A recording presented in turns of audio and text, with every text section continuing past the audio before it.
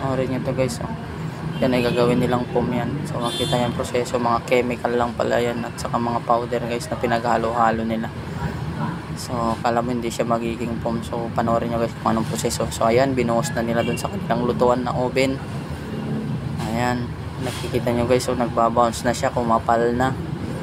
So ayan, oh. Ayan, sisingaw na yan.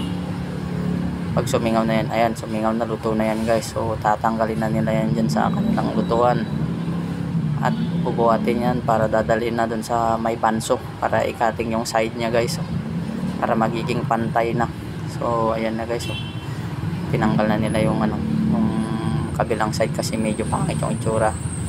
So ayan, dinala nila dun sa may panso sa bas, nagpako sila ng kahoy dun sa may gilid niya para hindi gagalaw.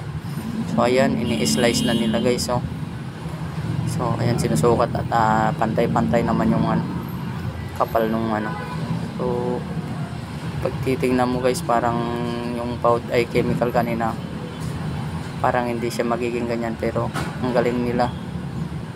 So nagiging foam pala yun guys. So ayan ang kapal.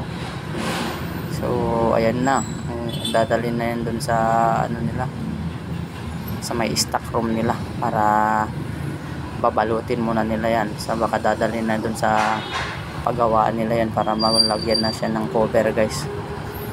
Ayan, tinali-talian na. Ayan na, ayan na yung finished products. Napakagaling nila guys, oh.